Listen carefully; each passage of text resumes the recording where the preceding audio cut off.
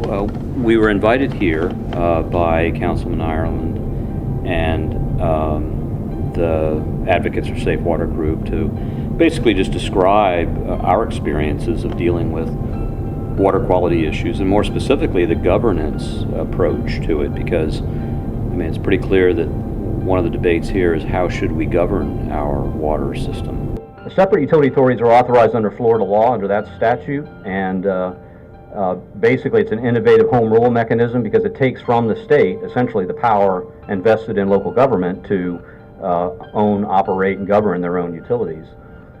They are appointed by a local board comprised of the host government, so the counties or cities where those customers are. They have control over the GUA but do not incur any liability, so the debt doesn't transfer to any of these participating governments. And it's multi-jurisdictional for ownership, operation, and management. There's a very permissive state statute that allows local governments to come together and create their own governance solutions that is not then regulated by the state. So it immediately shifts control from the state government to local communities to manage their water systems. And that's essentially what we've done in a variety of communities in Florida. Started in 1999 with Avatar Utilities. That's why the authority was formed, because they had utilities sprinkled in multiple jurisdictions, much like you do. And no one community could acquire all of the systems, and they wanted to sell them all at one time. So that's what gave rise to the FGUA. Powers of it are to acquire, construct, operate, manage, improve, and expand public facilities, provide for mandatory connections, set fees and charges necessary to support those, acquire land and rights for the utility operation, apply and receive, accept state and federal grants, issue bonds for the utility, impose, collect, and enforce special assessments. All that's required, the requirements under Florida law, is you have two or more governments get together and say, we want to be and form a governmental utility authority, and they then enter into an interlocal agreement that sets forth exactly how it's going to work, what its powers and duties are, membership, things of that sort.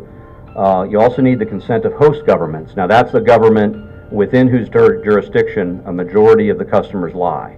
So if 51% are in a city, then that's a host government. If they're in the unincorporated area, that's the host government. And then you have to obviously have board members appointed. They're appointed by the host governments. And they can't be elected officials. Under our procedures, they are usually an assistant county administrator, a utility director, a county engineer, or something of that sort. It makes it much more efficient because these are folks that know the business, they're focused on that. What are the motivations? Well, obviously improve service, infrastructure, customer service, the finances, provide for resources, keep the equity in those utilities as opposed to having it stream somewhere else to a larger government or another private company, and just focus dedicated attention on the utility issues. We're a special purpose unit of government. Unlike a general purpose would be the city and the county, they have to worry about police and fire and parks. We focus strictly on water. I came up not to basically tell people how it should be done, because different communities, have different conditions and dynamics, and so all I was attempting to do was to explain kind of a variety of case studies in Florida that dealt with the governance of water services. Here's the story, a case study. We call it the Aloha story because that was the name of the utility when we were asked by the county to try to acquire it. It was founded in 1970, serving communities in and around Newport Richey, Florida, in that section of the state. 12,000 water and about 12,000 wastewater customers, over 13 square miles. Customers' serious water quality complaints, black foul odor, corrosive water had become increasingly escalated for over a decade. We hear about water quality all the time, but I didn't really expect to see that. That's what we did. We found when we went around and opened up some fire hydrants as part of our due diligence process.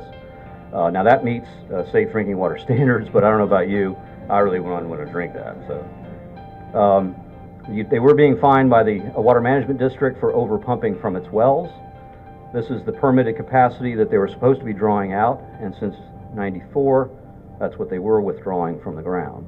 They didn't really care about the fines too much. They had a lot of resources to pay fines.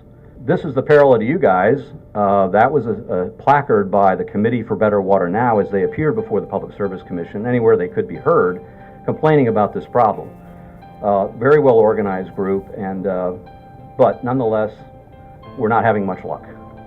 I shared the Pasco Aloha story because that dealt squarely with a pretty serious water quality issue, a regulatory compliance issue, and extreme customer dissatisfaction over a prolonged period, over control and getting better governance of their water system. So that was a battle the customers fought for close to 15 years.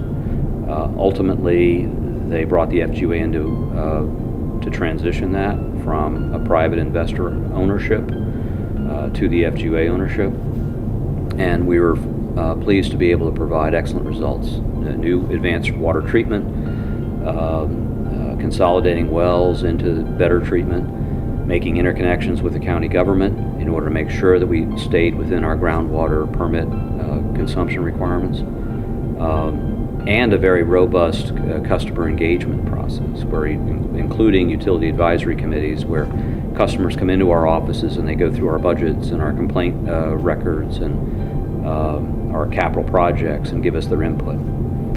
That's very important in terms of buy-in and having our customers kind of own the management of the system. We completed all those on schedule and under budget, meeting our commitments to our customers, who we regard as our shareholders. Superior water quality was achieved, and the plant was recognized as an outstanding project by the Florida Engineer Association. Customer quality water quality complaints dropped from 109 to 15 in 2012. I checked that number the other day. I think it's down to 2 for the last month. And that's the resulting water. It's some of the best water on the west coast of Florida. The county even admits it's better quality than their water.